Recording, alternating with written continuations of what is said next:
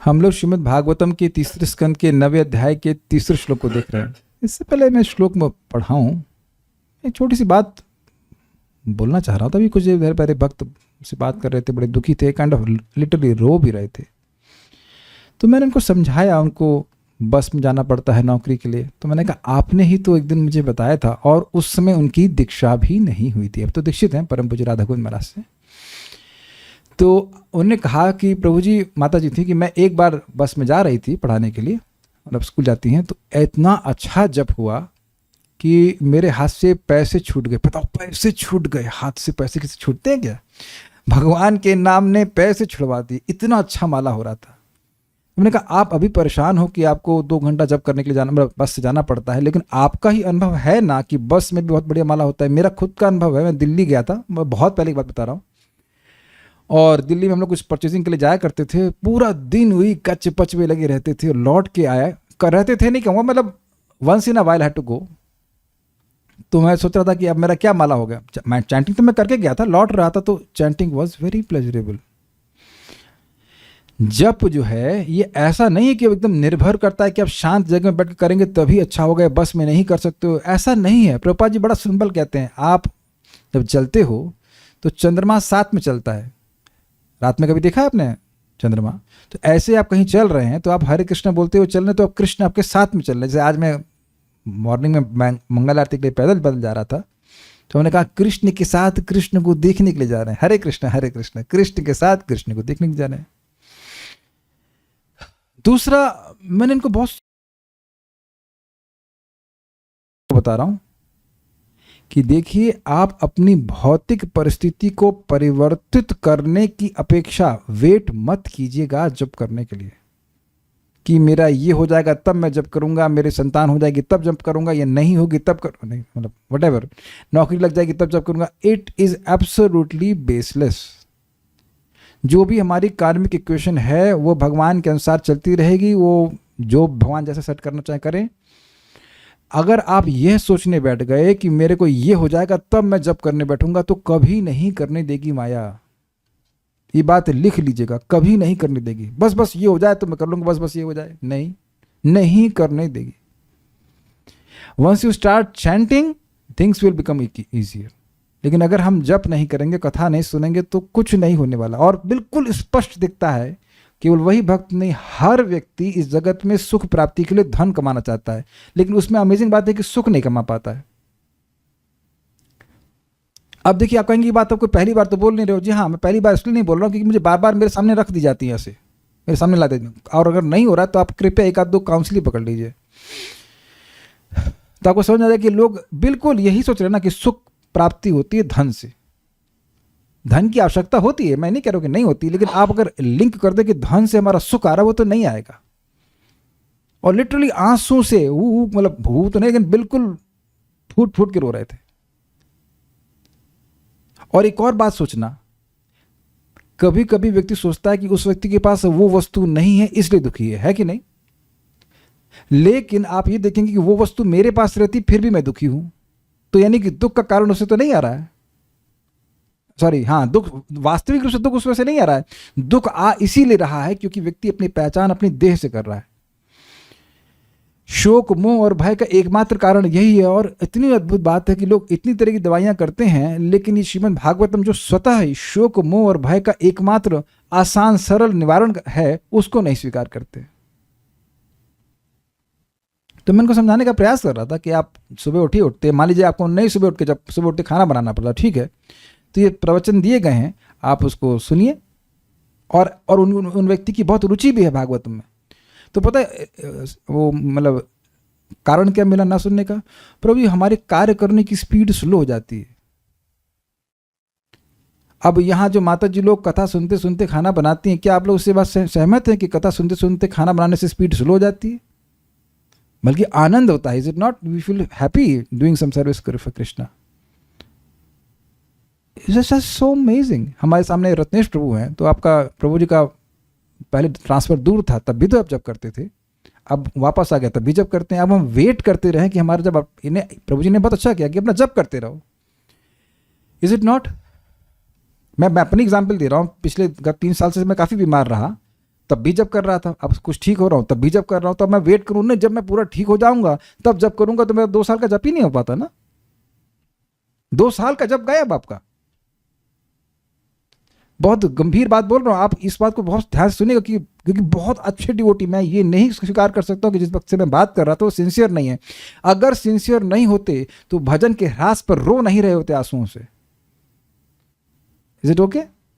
कुछ बोलना चाहते हो तो माइक बताइएगा। तो ये अपने जीवन में, ये देखिए मेरे शब्द नहीं है, प्रथम स्कंद 3 अध्याय में आप अंत में देखना, उसमें लिखा है सायं जन्म एतद भगवतो जन्म गुह्यम, ऐसे कुछ कहे, भगवान के इस गुह्य जन्म कर्म को, बेसिकली भगवान के गुणानुवाद को व्यक्ति अगर सायं प्रातः, शाम को और सुबह सुनता है तो दुख ग्रामा विमुच्यते, दुखों के समूह से वह मुक्त हो जाता है।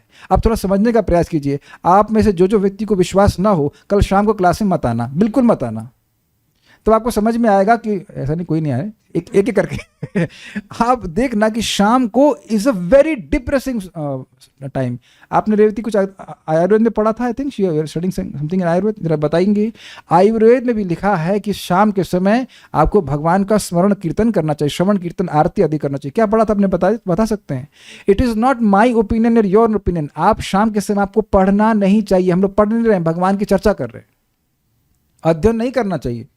प्रभुपाद बिल्कुल स्पष्ट के है, इसीलिए शाम को देखिए, आप मंदिर जाइए, सब भक्तों का अनुभव होगा, मंदिर जाते हैं, आरती में संलग्न होते हैं, घर में आरती होती है, आप भगवान के बारे में सुनते हैं, बोलते हैं, तो मन एकदम प्रफुल्लित हो जाता है, होता है कि नहीं? Okay, so Hemraj Prabhu also is from Ayurveda acharya, so he is also कह रहे I can share the text, she also has it, please speak it out. Ayurvedacharya Vagbhata ji कहते हैं, संध्या काल में भोजन, स्त्री सहवास, सोना, अध्ययन आदि किसी विषय का विचार ना करे, यह समय भगवत भजन करने का ही होता है। बताइए, तो आयुर्वेद भी यही कहता है। हेमराज सही था ना? इधर से भी आ गया, हरिद्वार से भी सही, हरिद्वार से मैत्री मुनि की प्रतिनिधित्व करते हुए हेमराज जी कह रहे हैं कि सही बोला जा रहा है। और आप देखना कि अगर दुखी होना चाहते हो, please raise your hand if you want to be miserable. अगर आप दुखी होना चाहते हैं सारे धन संपत्ति के बावजूद, तो शाम को कथा में आना बंद कर दीजिए। ये मतलब ये नेगेटिव अलग तरह से बोल रहा हूँ, मतलब अगर सुखी रहना चाहते हो तो आप कथा में आइए।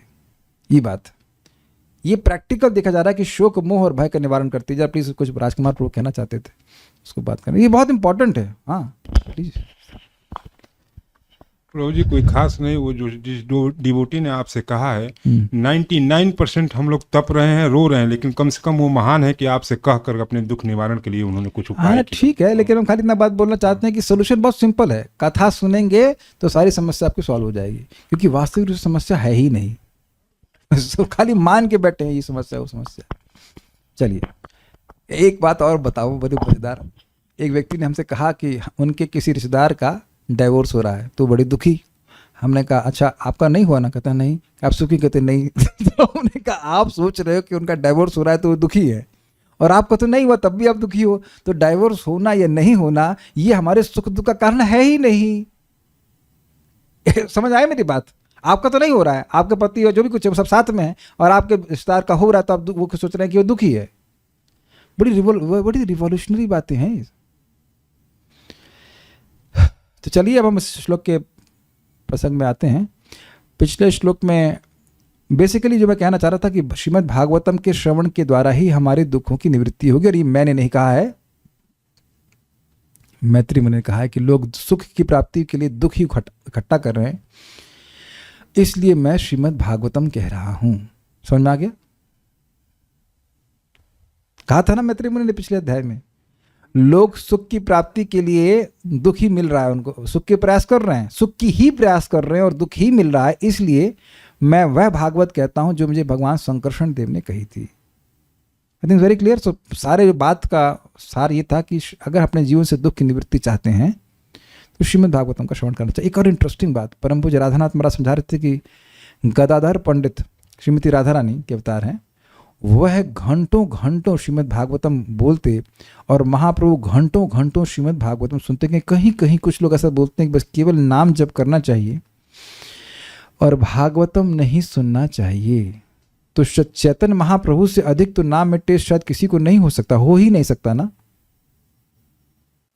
और श्रीमती राधा रानी उन्हीं के अवतार गदाधर पंडित हैं, वो घंटों घंटों भागवत बोलते हैं और महाप्रभु प्रहलाद महाराज के चरित्र को 108 बार सुने। जितनी बार सुनते कहते फिर सुनाओ फिर सुनाओ फिर सुनाओ। सो उसको बड़े मनोयोग से सुनना चाहिए। और एक और बात बोल रहा हूँ, अगर किसी की ऐसी परिस्थिति है कि भाई वीडियो ऑन करके अच्छे से नहीं सुन पा रहा है तो कम से कम खराब तरीके से सुनिए मतलब वीडियो ऑफ करके कुछ काम करते हुए सुनिए, कुछ तो कान में जाएगा। आपका अनुभव होगा, बहुत से भक्तों का अनुभव होगा कि वृंदावन में परिक्रमा करते हैं तो कथा कहीं कहीं चल रही होती तो वो लाउड स्पीकर से कुछ आवाज़ आती है तो पूरी कथा कहाँ सुन पाएंगे आप। लेकिन जितनी देर चल रहे हैं, जितनी देर कान में आवाज़ आती है, वो 1 मिनट 2 मिनट की बात भी कान में पकड़ लेता है। पकड़ता है कि नहीं पकड़ता? तो 1 आध 2 मिनट की बात तो पकड़ोगे भाई। What is that? नाई मामा से काड़ा मामा भालू। मामा जी है ही नहीं तो कम से कम अंधे मामा जी तो है ना। Is it not? कुछ तो सुनेंगे और उसका प्रभाव होगा।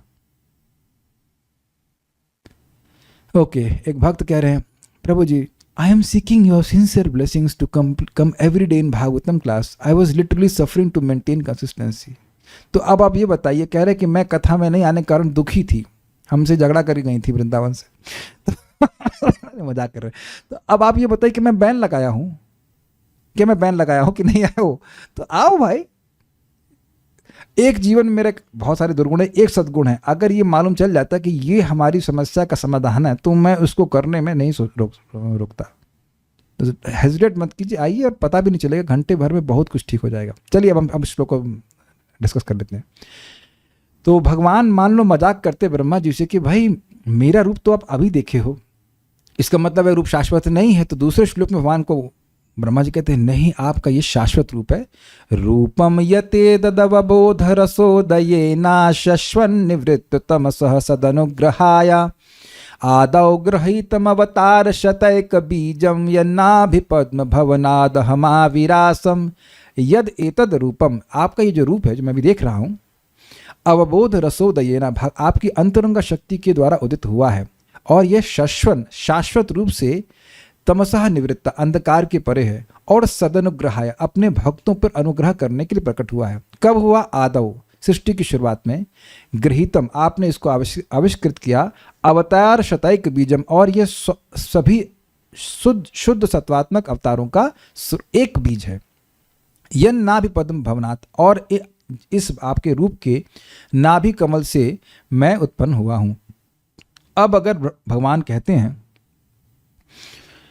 नहीं नहीं, निर्विशेष ब्रह्म ही वास्तविक है, ये रूप वास्तविक नहीं है, तो यहां पे ब्रह्मा जी कहते हैं कि जो निर्विशेष ब्रह्म है वह भी आपसे भिन्न नहीं है। अब इससे पहले कि मैं श्लोक में जाऊं, एक फोटो दिखा देता हूं, उससे बहुत से भक्तों को समझ में आ जाएगा जो लोग नहीं जानते हैं। ये फोटो देखिए आप, पेज नंबर 7 पे है। तो ये समझ लें कि हम किसकी बात कर रहे हैं। भगवान श्री कृष्ण हैं गोलोक वृंदावन में, और उनके दिव्य शरीर से निकलने वाली जो अंग कांति है, लाइट, उसको ब्रह्म ज्योति कहते हैं।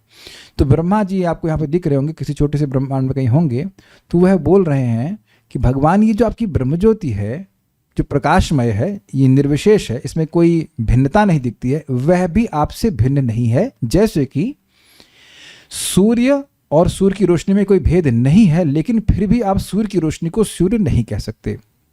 तो अब पंखा बंद कर दीजिए।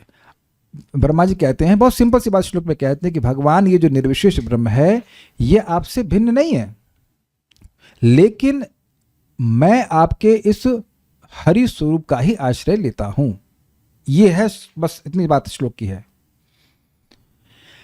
भगवान की जो ब्रह्म ज्योति है वह भी आनंदमय है, वह भगवान से भिन्न नहीं है, लेकिन आश्रय वह भगवत स्वरूप का ही ले रहे हैं। इतनी सी बात वो कहते हैं। ठीक है, अब हम लोग श्लोक को बोलते हैं। नातः परम परम यद भवतः स्वरूपम आनंद मात्रम विकल्पम विद्धवर्चः। नातः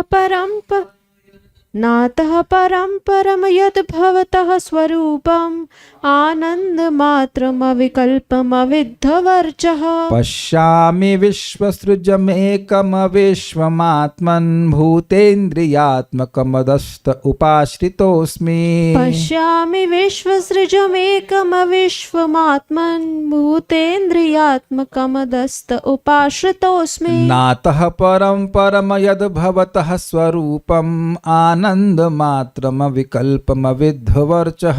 नातः परं परं यद्भवतः स्वरूपम् आनंद मात्रम विकल्पम विद्धवर्चः। पश्यामि विश्वसृजमेकम विश्वमात्मन् भूतेन्द्रियात्मकमदस्तम उपाश्रितोऽस्मि। पश्यामि विश्वसृजमेकम विश्वमात्मन् भूतेन्द्रियात्मकमदस्त उपाश्रितोऽस्मि। नातः परं परम यद्भवतः स्वरूपम् आनंद मात्रम विकल्पम विद्धवर्चः।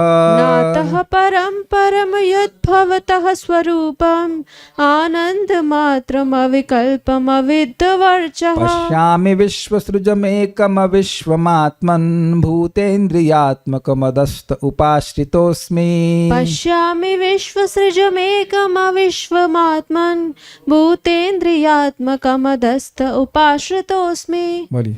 नातः परं परं यद्भवतः स्वरूपम् आनंद मात्रम विकल्पम विद्धवर्चः। नातः परं परम यद्भवतः स्वरूपम् आनंद मात्रम विकल्पम विद्धवर्चः। पश्यामि विश्वसृजमेकम विश्वमात्मन् भूतेन्द्रियात्मकमदस्त उपाश्रितोऽस्मि। पश्यामि विश्वसृजमेकम विश्वमात्मन् भूतेन्द्रियात्मकमदस्त उपाश्रितोऽस्मि। हे प्रभु। कौन प्रभु? भगवान। मैं आपके इस सच्चिदानंद रूप से श्रेष्ठ अन्य कोई रूप नहीं देखता। वैकुंठ में आपकी निर्विशेष ब्रह्म ज्योति में ना तो यदा कदा परिवर्तन होता है, न अंतरंगा शक्ति में कोई ह्रास आता है। मैं आपकी शरण ग्रहण करता हूँ, क्योंकि जहाँ मैं अपनी भौतिक शरीर तथा इंद्रियों पर गर्वित हूँ, वहीं आप विराट जगत का कारण होते हुए भी पदार्थ द्वारा अस्पृश्य हैं। ये समझ में आई लास्ट लाइन। ब्रह्मा जी का शरीर अत्यंत नगण्य है और फिर भी उनको अभिमान है, और भगवान सारे भौतिक जगत के कारण है, फिर भी कोई अभिमान नहीं है। लेकिन अभी मजा नहीं आएगा। अभी देखिए आप जरा अनबे देखिएगा। यहाँ दो शब्द हैं, परम और परम, और दोनों के अलग अलग अर्थ हैं। आप शब्द को देखो, परम और परम परम और परम अलग अलग, लेकिन अब देखना उसके अर्थ कैसे करते हैं। परम मतलब हे परमेश्वर, सत्यम परम धीमहि, परम मतलब परमेश्वर। भवतः यद अविद्ध वर्च, आपका जो अविद्ध वर्च अनावृत प्रकाश स्वरूप होने के कारण अविकल्पम निर्भेद आनंद मात्रम तथा आनंद मात्र स्वरूपम ब्रह्म ज्योति स्वरूप है, तत् अतः परम न पश्यामि, उसको इस भगवत स्वरूप से मैं भिन्न नहीं देखता हूं। समझने का प्रयास कीजिए। वर्चस्व सुना है आपने शब्द? वर्चस्व मीन्स सॉवर्निटी, आपका सर्किल ऑफ इन्फ्लुएंस। समझते हैं इसका मतलब? आपका प्रभाव क्षेत्र। विद्ध मतलब भेद देना, अविद्ध मतलब नहीं भेदा जाए, यानी कि जिसका वर्चस्व अपरिच्छिन्न है, असीमित है। तो ब्रह्म ज्योति का प्रकाश कहाँ है अगर मैं पूछूं, तो सर्वत्र विद्यमान है, तो इसलिए कहते अविद्ध वर्चः। सबको समझ में आ गया ये बात? अनावृत प्रकाश स्वरूप मतलब ब्रह्म ज्योति की जो प्रकाश है वह कहीं ढकता नहीं है। समझा के बात? इस भौतिक जगत में भी ब्रह्म ज्योति का प्रकाशन होता ही है, वो कहीं रुकती नहीं है। वो हमें नहीं दिख रही अलग बात है, लेकिन वह है हर जगह है, वो कहीं ढकी नहीं है। आध्यात्मिक जगत, भौतिक जगत, सब जगह उसका प्रकाशन। इट इज ऑल परमिएटिंग सर्व खलु दिव्य ब्रह्म। हाँ, ऑल परवेडिंग कह दीजिए। तो अविद्ध वर्च मतलब अनावृत प्रकाश स्वरूप। या चलिए अगर आप वहां चले जाएं, ब्रह्म ज्योति में चले जाएं, तो वहां ऐसा कोई स्थान नहीं है जहां प्रकाश ना हो, वहां केवल प्रकाश ही प्रकाश है, इसलिए अविकल्पम। विकल्प मतलब ऑप्शन। जैसे यहां पे आप देख रहे हैं कि सबके अलग अलग शरीर हैं, तो अलग अलग विकल्प हैं, है कि नहीं? चींटी, कीड़े, बहुत सारे विकल्प हैं, लेकिन वहां केवल एक सत्ता है और वह प्रकाश की सत्ता है। ब्रह्मज्योति में कोई भेद नहीं है, अलग अलग नाम, अलग अलग रूप, ऐसा कुछ नहीं, केवल प्रकाश प्रकाश प्रकाश प्रकाश प्रकाश प्रकाश प्रकाश। और क्या? प्रकाश प्रकाश प्रकाश। तो वहां प्रकाश कहीं कवर नहीं हो रहा है, कोई वैरायटी नहीं है, इसलिए कह रहे अविकल्पम। प्रकाश में कोई ऑप्शन आना चाहिए ना, वो ऑप्शन है अंधकार का, तो अंधकार है नहीं वहाँ पे, केवल प्रकाश प्रकाश प्रकाश प्रकाश। Got it? ठीक है। और आनंद मात्र मतलब वहाँ पे ब्रह्मानंद की अनुभूति होती है। ऐसा स्वरूप यानी ब्रह्म ज्योति का स्वरूप है, वो भगवान से वह है। अतः, अतः का अर्थ है इस भगवत स्वरूप से मैं भिन्न न पश्चामि, मैं नहीं देखता हूँ। तो इसलिए आपका यह कहना, मान लो भगवान कहें कि नहीं वास्तविक स्वरूप तो ब्रह्म स्वरूप है, ब्रह्म ज्योति है, मेरा यह स्वरूप वास्तविक नहीं, तो ये गलत है, क्योंकि ब्रह्म ज्योति भगवान से अलग नहीं है। वस्तुतः आप जानते हैं ब्रह्मणो ही प्रतिष्ठाहम अमृतस्य अव्ययस्य च शाश्वतस्य धर्मस्य सुखस्य कांतिकस्य च। भगवद गीता के 14वें अध्याय में भगवान कहते हैं कि इस ब्रह्म ज्योति का भी आश्रय प्रतिष्ठा मैं ही हूँ। तो ये ब्रह्म ज्योति भगवान श्री कृष्ण के दिव्य शरीर से निकल के आती है। जैसे कि सूर्य का प्रकाश सूर्य से आता है, उसको आप सूर्य से कभी अलग नहीं कर सकते हो। क्या सूर्य का प्रकाश सूर्य से अलग है? क्या उसका जो क्वालिटी है अलग है? नहीं, वही है, लेकिन वह सूर्य नहीं है। It's very simple.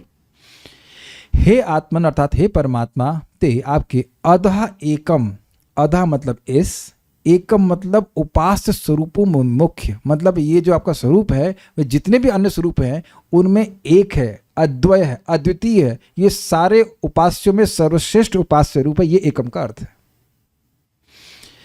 और क्या स्वरूप है? विश्व सृजम, विश्व की सृष्टि करने वाले।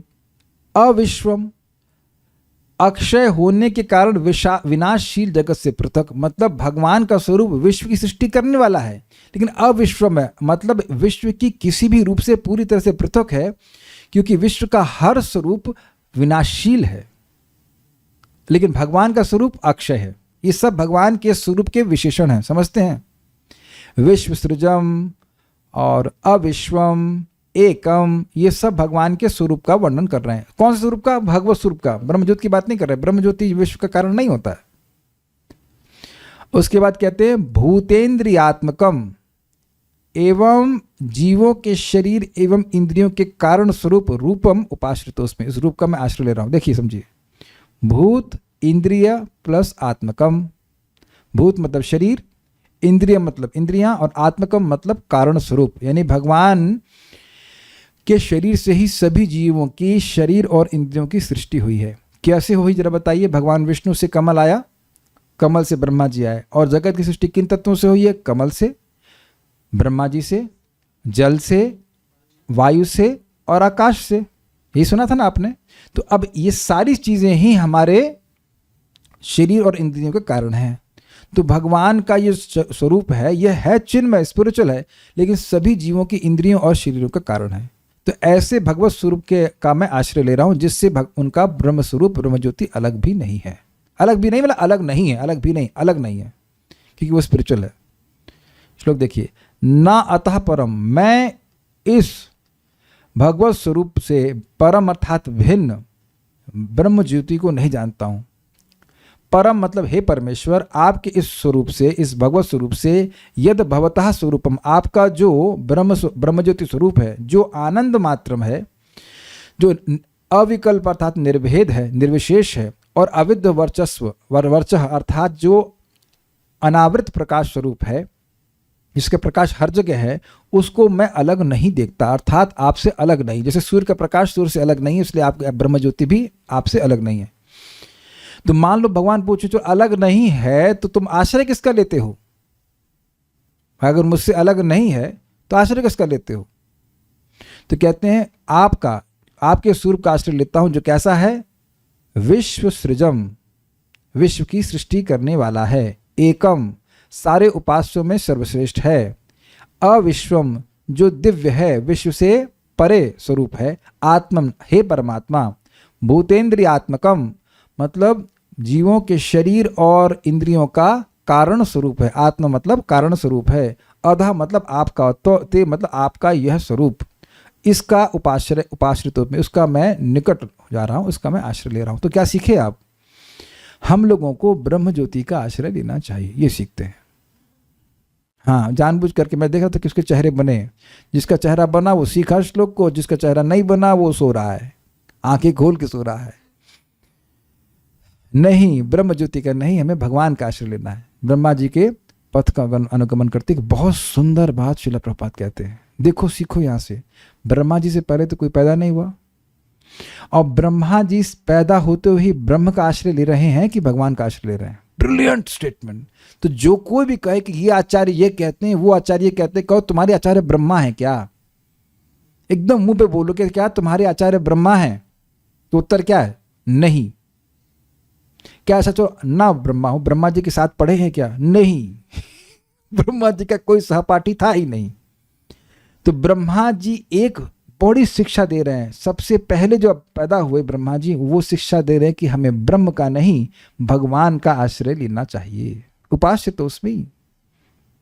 और इसी बात को भगवान गीता में समझा रहे, लेकिन समझ में नहीं आ रहा है कि जो क्लेशोदिकतरस तेषाम अव्यक्ता सक्त चेतसाम अव्यक्ता ही गतिर दुखम देहवद्भिर्वाप्यते। जो इस निर्विशेष में आसक्त होते हैं उनके लिए प्रगति करना बड़ा कठिन कार्य होता है। तो काहे को करते हो? वैसे ही कलयुग में कुछ करना मुश्किल है, खाना तो हजम हो नहीं रहा,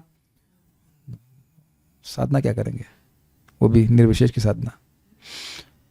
ओके, तो सबको समझ में आ गया होगा। इस ब्रह्म ज्योति की बात हो रही, भगवान के स्वरूप की बात हो रही। चलिए सारार दर्शन देखिए। श्रीधर स्वामी की टीका जो है वह अन्वय में ही इंक्लूड हो गई थी, इसलिए मैं इसको अलग से नहीं रखा। सारार दर्शन देखिए। अब इसमें एक और अर्थ आएगा, और उस अर्थ से प्रभुपाद जी का अनुवाद की लास्ट लाइन है वो क्लियर होगी।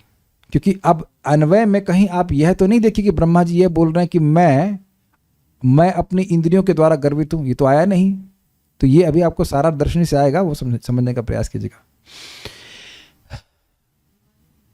अनुवाद में लिखा है तो अनुवाद में वो कहां से आया? वो सारार दर्शनी से आएगा। इसी श्लोक का एक दूसरा अर्थ है, उससे आया।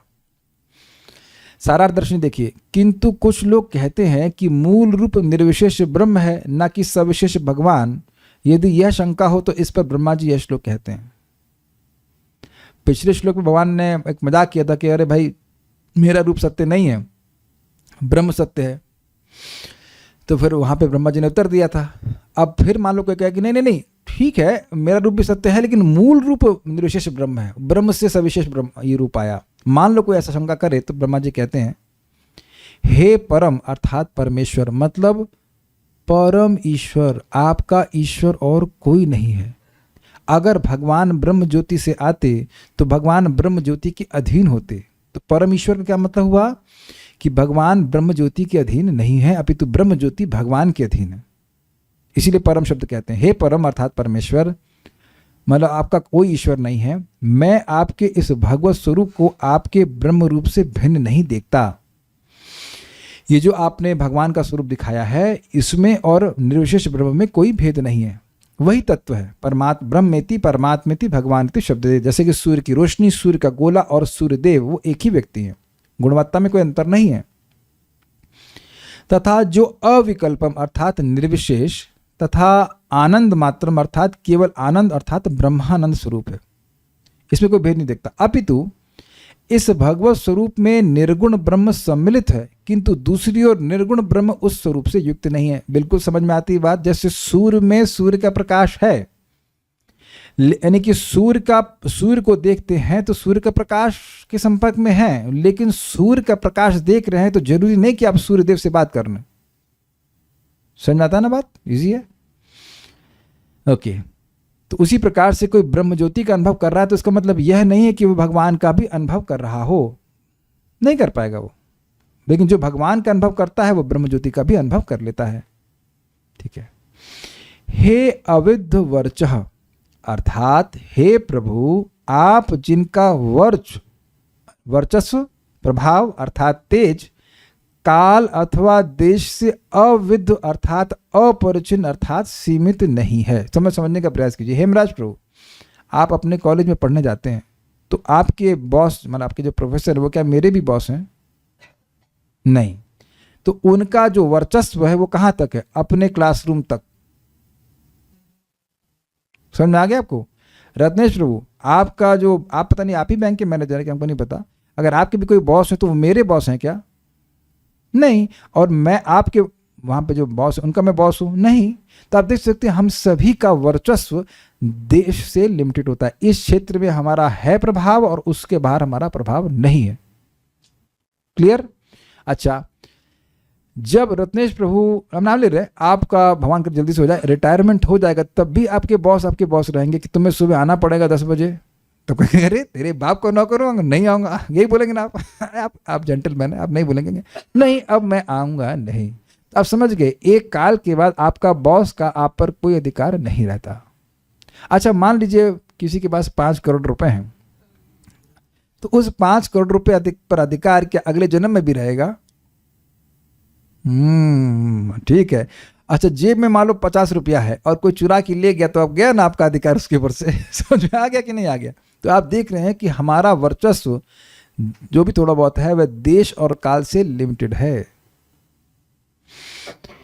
लेकिन भगवान का वर्चस्व कभी समाप्त नहीं होता। देवता भी एक मनवंतर तक ही अपने अधिकार क्षेत्र को कंट्रोल करते हैं, उसके बाद उनको उसे खींच लिया जाता है। स्वर्ग का राज छीन लिया गया इंद्र से। तो आप समझ लीजिए भगवान का ऐसा वर्चस्व नहीं है। वर्चस्व समझते हैं, प्रभाव, तेज। भगवान का तेज अविद्ध है, यानी काल और देश से अपरिचिन्न है, अनलिमिटेड है, हर जगह उनका प्रभाव है। तो ये अविद्ध वर्च का वर्णन है। आपका तेज सर्वव्यापी है एवं वह तेज ही निर्गुण ब्रह्म है। हरिवंश में भगवान अर्जुन से कहते हैं कि यत्परम परम ब्रह्म सर्वं विभाजते जगत ममैव तद घनम तेजो ज्ञातमर्हसि भारत। हे भारत अर्थात हे अर्जुन, यह परम ब्रह्म निर्गुण और समस्त ब्रह्मांड को प्रकाशित करता है। तुम्हें जानना चाहिए कि यह मेरा ही सघन प्रकाश है। तो इससे समझ में आती है कि ब्रह्म ज्योति जो है वह भगवान श्री कृष्ण के दिव्य वपु से प्रकट होने वाली अंग कांति है, भगवान का ग्लो। यदि भगवान प्रश्न करें कि यद्यपि ब्रह्म और साकार रूप एक हैं, तथापि तुम कहाँ वास करते हो? तुम कहते हो कि दोनों एक हैं, तो तुम कहाँ रहोगे, किसका आश्रय लोगे? तो ब्रह्म सहित अथवा साकार रूप सहित। मान लो ब्रह्म और भगवान का डाइवोर्स हो तो किसके संग बच्चा जाएगा? तो कहेंगे नहीं मैं आपके संग जाऊंगा। तो साकार रूप का महाराज बड़ा सुंदर कहते हैं, भाई ब्रह्म की उपासना करने का लाभ क्या? अगर रोगे तो तुम्हारा रुमाल भी नहीं देगा तुमको। बताइए, आज तक कोई लाइट आपको रुमाल दी है?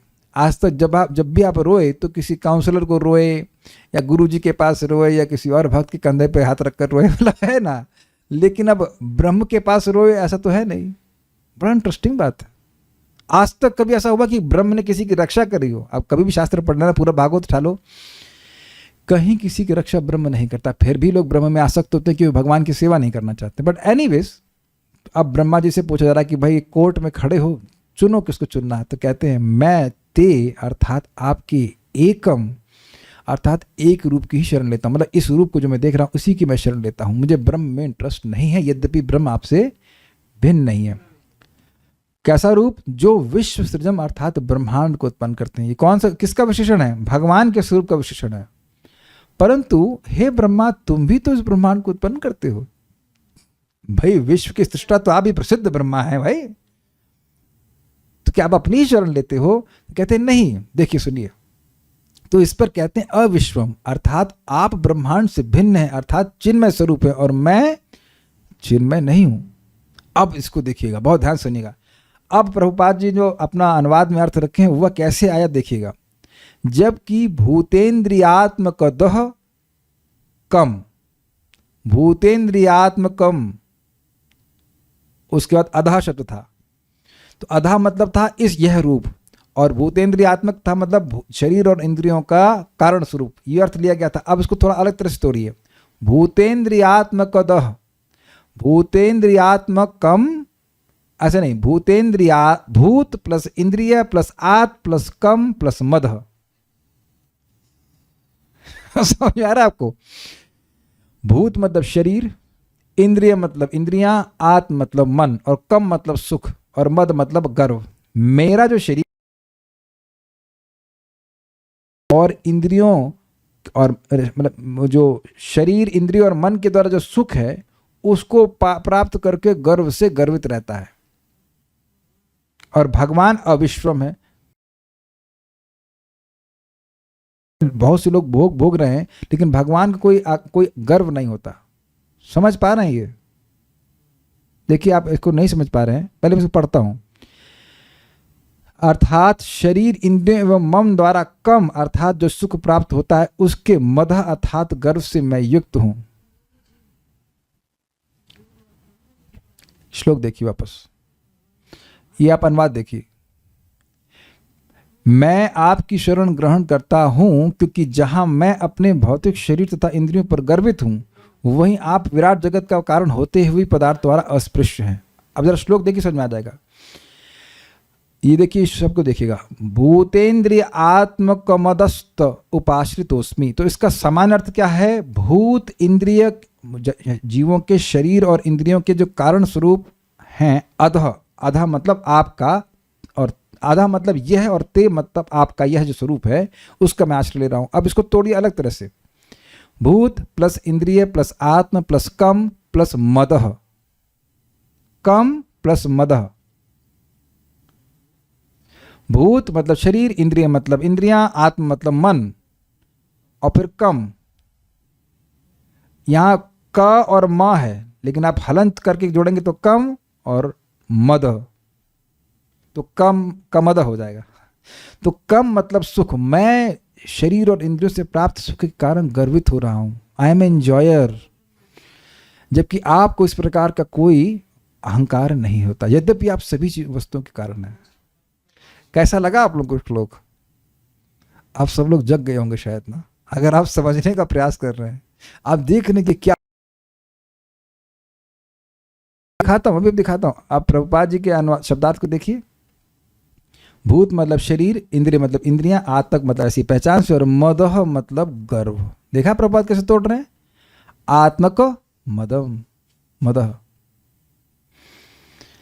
इसीलिए प्रभुपाद जी ने ऐसा अनुवाद किया कि ब्रह्मा जी कह रहे हैं कि मेरा शरीर तो भगवान भौतिक है और आपका शरीर पूरी तरह से स्पिरिचुअल है, इसलिए मैं आपके स्पिरिचुअल शरीर का आश्रय ले रहा हूं। व्हाट डू यू से? कभी ऐसे कभी इंटीग्रेशन और डिफरेंशिएशन किए होंगे तो उसमें इतना मजा नहीं आया होगा जितना इस प्रकार से संधि तोड़ी जा रही है। ओके, ब्रह्मा जी स्वयं को भौतिक कहकर निंदा करते हैं, मतलब वह उनका स्वरूप शरीर जो है भौतिक है। तात्पर्य, जैसा कि भगवत गीता में कहा गया है 18.55, भक्त्या माम अभिजानाति यावान यश्चास्मि तत्त्वतः। परमेश्वर को अंशतः ही जाना जा सकता है, और वह भी एकमात्र भगवत भक्ति के द्वारा, मतलब पूर्णतः आप नहीं जान सकते हो। ब्रह्मा जी को यह पता चल गया कि परमेश्वर कृष्ण के अनेक सच्चिदानंद रूप हैं। उन्होंने ब्रह्म संहिता 5.33 में परमेश्वर गोविंद के ऐसे अंशों का वर्णन निम्नवित किया है। अद्वैतमच्युतमनादिमनंत रूपम आद्यम पुराण पुरुषम नव यौवनम च वेदेषु दुर्लभमात्म भक्तौ गोविंदमादि पुरुषम तमहम भजामि। मैं उन आदि भगवान गोविंद की पूजा करता हूँ जो अद्वैत तथा अच्युत हैं। यद्यपि वे अनेक रूपों में विस्तार करते हैं, किंतु वे समस्त कारणों के आदि कारण हैं। यद्यपि वे सबसे पुराने व्यक्ति हैं, किंतु वृद्धावस्था से अप्रभावित रहते हुए वे सदैव तरुण रहते हैं। तरुणावस्था में प्रवेश करते हुए नव यौवन में आए नहीं है, यौवन को में प्रवेश कर रहे हैं, बस वहीं रुक जाते हैं, बस प्रवेश ही करते रहते हैं। समझे? पूर्ण पुरुषोत्तम भगवान को वेदों के किताबी ज्ञान से नहीं जाना जा सकता, उन्हें समझने के लिए भगवत भक्त के पास जाना पड़ता है। भगवान के यथारूप को समझने का एकमात्र उपाय या तो भगवत भक्ति है, या ऐसे भगवत भक्त के पास जाना जिसके हृदय में भगवान सदैव बसते हो। उसका मतलब क्या? मतलब यह भक्तों के संग में जाकर के भगवान के बारे में श्रवण कीर्तन करना। ऐसा नहीं कि जिसके हृदय में भगवान बसते हो जाके बैठ गए और बगल में स्मार्टफोन चला रहा है तो अब नहीं मिलने वाले भगवान।